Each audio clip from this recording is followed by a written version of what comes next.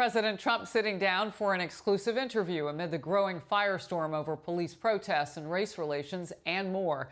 This is Outnumbered Overtime. I'm Harris Faulkner. I had the chance to meet with the president in Dallas, Texas for a wide-ranging conversation on a host of issues, including his plans for police reform and what he thinks the protesters want. I also asked him about one of his most controversial tweets and got his reaction to some fiery remarks recently from Joe Biden. We'll get to that a little bit later. First, the president weighing in on the rising tensions in the nation and where we go from here. You know, Mr. President, with all that's happened in the last couple of weeks, I feel like we are at one of those historical moments where future generations will look back and they'll decide who we were. Are you the president to unite all of us, given everything that's happening right now? Well, I certainly think so, and I certainly hope so. And the relationships we have are incredible. The spirit of this country, and especially considering what happened. I mean, we had out of nowhere a plague come in from China. It just came in, and it came to all over the world. It went all over the world. You look at 186 countries, and they were devastated. And we were certainly hit very hard. Some were hit harder than us, relatively, but we were hit very, very hard. And now we're making our comeback. And then on top of it, we had the riots, which were unnecessary to the extent they were. If the governors and mayors would have taken a stronger action, I think the riots would have been, you could call them protesters, you could call them riots. They were different nights, different things. In Minneapolis, they went numerous nights, and then I said, you got to get the guard in there. We got the guard in there, and it all stopped. They could have done that earlier. Now you look at what's going on in I mean, you could look at a couple of places that are in such great shape, but then you look at Seattle, look at that. What's that all about? How do they allow that to happen? That's just a bad philosophy. So I think it's incredible where we are and what we've done considering where we came from. We were riding high. We're the greatest economy in history. We had the greatest employment numbers in history, including Black, African-American. If you look at the African-American numbers, were incredible, the best they've ever been. Spanish, if you look at Hispanic and Asian numbers, women numbers, everybody. And then we got hit with this plague, this horrible plague, and it was devastating from many ways, including the lives that were lost. That can never be regained. The economics we're going to gain. Economically, we're going to be great. Next year, we're going to have a fantastic year. I think we're going to have a fantastic third quarter. But you can never replace the lives. I want to talk with you about where we are just in terms of the Black community, people of color. Yeah.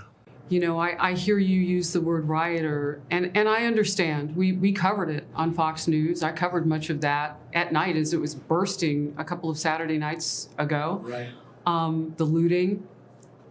And it was heartbreaking to see businesses, small businesses, which we know employ north of 66% of people in America. Yeah, it was.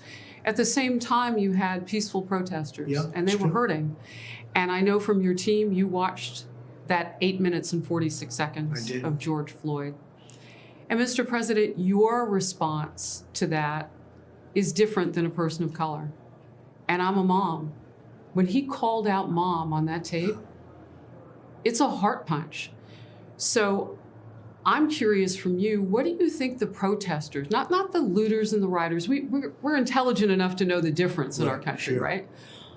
What do you think they want? What do you think they need right now from you? So I think you had protesters for different reasons, and then you had protesting also because, you know, they just didn't know. I watched it very closely. Why are you here? And they really weren't able to say, but they were there for a reason perhaps, but a lot of them really were there because they're following the crowd. A lot of them were there because what we witnessed was a terrible thing. What we saw was a terrible thing. And we've seen it over the years. We haven't, you know, this was one horrible example, but you've seen other terrible examples. You know that better than anybody would know it. And I know it. I've seen it too. I've seen it before I was president. What do you say during to them? The presidency, I've seen it. I think it's a shame. I think it's a disgrace, and it's got to stop. At the same time, you also know that we have incredible people in law enforcement, and we have to cherish them and take care of them. And we can't let something like this, where you have a bad apple, go out and destroy the image of of millions of people that take really good care of us. And then you have a movement where they say, let's not have a police department. And you say, where are these people coming from? All right. So do you think you're perhaps closer than the nation might have ever been right now with police reform? You've got both sides talking. You've got the third most powerful person in the House, James Clyburn, saying no to defunding police. We need reform. What are you in favor Well, that's of? a big step when he says no, because everyone understands that. And I don't know, Yeah. is that just a phrase to break things up? No, because he was Where are talking they about coming? some of the things that would be in a bipartisan bill. I mean, I can't put words in his mouth. I can only tell you No, what I'm he not said. talking about him. I'm saying when they talk about police, when they actually talk about beyond defunding, they actually go all out, because defunding to a lot of people means break up the police forces, and either that or don't give them any money. So So what do you essentially want to they're breaking it see? up. Like, what is I want to policing reform to see. you? I want to see really compassionate but strong law enforcement, police force, but law enforcement. Say no and to I don't want to see chokeholds? mistakes. Yeah, I don't like chokeholds. Now I will say this, as somebody that you grow up and you wrestle and you fight and or you see what happens. Sometimes if you're alone and you're fighting somebody who's tough, and you get somebody in a chokehold, what are you going to do? Say, oh, and it's a real bad person, and you know that. And they do exist. I mean, we have some real bad people. You saw that during the last couple of weeks. You saw some very good people protesting, but you saw some bad people also. And you get somebody in a chokehold, and what are you going to do now? Let go and say, oh, let's start all over again. I'm not allowed to have you in a chokehold. It's a tough situation. Now, if you have two people, Or and in the four. case that we're talking about, Right. you had George four people. Yeah. And two of them, I guess, just pretty much started. So It's a very tricky situation. But That's an so the interesting chokehold point. thing is good because off the cuff it would sound like absolutely. But if you're thinking about it, then you realize maybe there is a bad fight, and the officer gets somebody in a position that's so a you very say tough it's a position. sliding scale depending on what the circumstances I are. think you have to probably say Do you that. want to be in that conversation? Are you in that conversation I right really am, and I think the concept of chokehold sounds so innocent, so perfect, and then you realize if it's a one-on-one. Now, if it's two-on-one, that's a little bit of a different story, depending on the toughness and strength. We're talking about toughness and strength. We are talking. There's a physical thing here also, but if a police officer is in a bad scuffle and he's got somebody in now? a Well, if it's a chokehold, one-on-one fight for the life, yeah, and that's that what does you're saying. happen, and that does happen But too. in So you terms have of- to be careful. With that being said, it would be, I think, a very good thing that, generally speaking, it should be ended. That's interesting.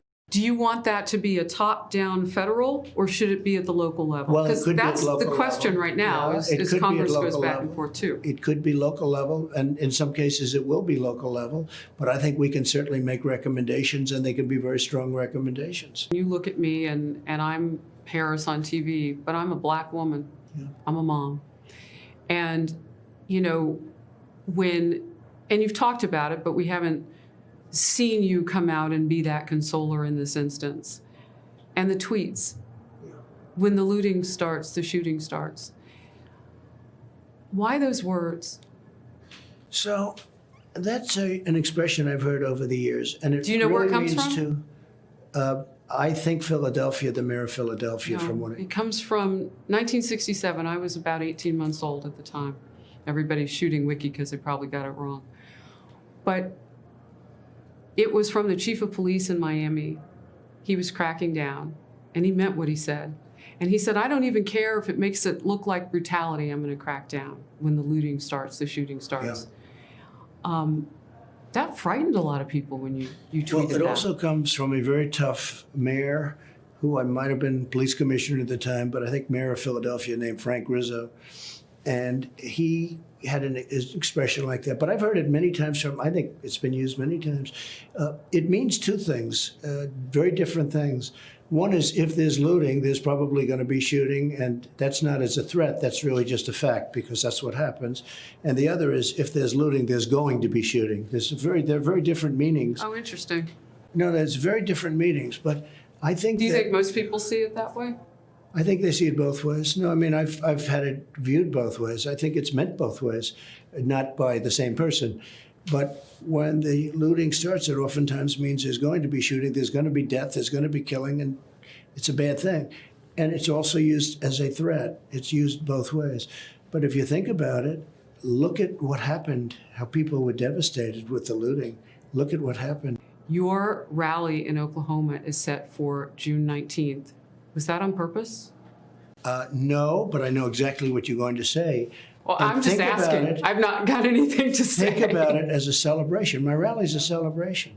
We're going to Oklahoma, and if you think about it relative to your question, think about it as a celebration. Don't think about it as an inconvenience. Think about this as a celebration. No. Because this will be. It's on the day of African American emancipation. That's right. It's And what I'm the saying Independence is Day.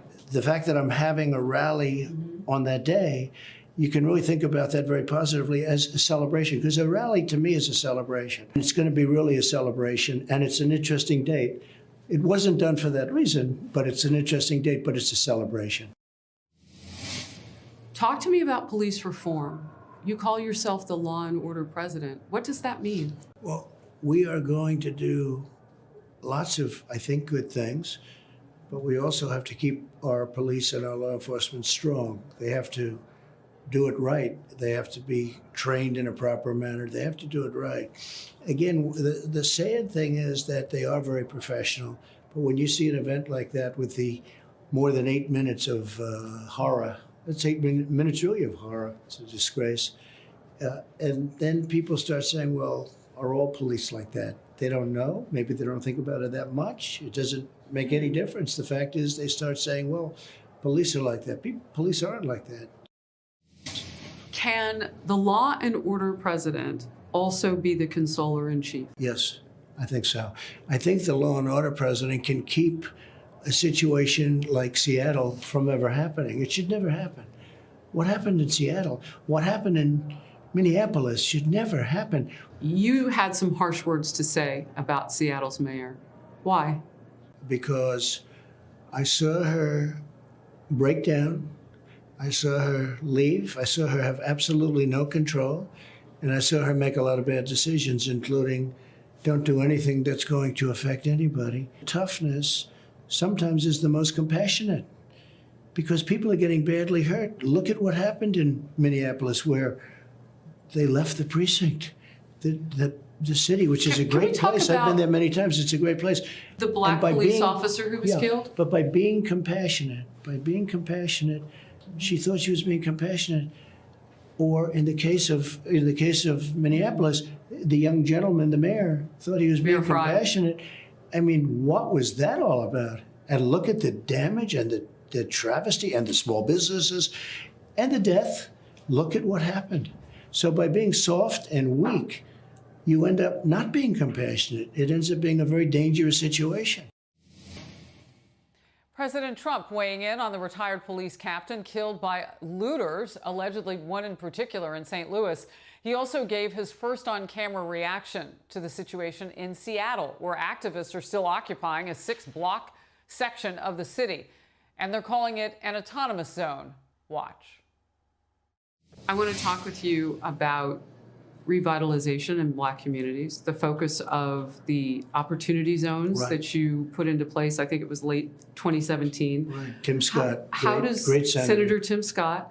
How does all of that fit into talking with the protesters and people right now wanting for the Black community, and not just Blacks, but communities of color, people who are disadvantaged in general? I mean, the economy is the great unifier, right? So, I think I've done more for the Black community than any other president. And let's take a pass on Abraham Lincoln, because he did good, although it's always questionable. You know, in other words, the end result. Well, we are free, Mr. President. But he are did free. pretty well. You understand what I mean? Yeah, no, so I'm going to it. take a pass on Honest Abe, as we call him. But you say you've done more than anybody. Well, look, criminal justice reform.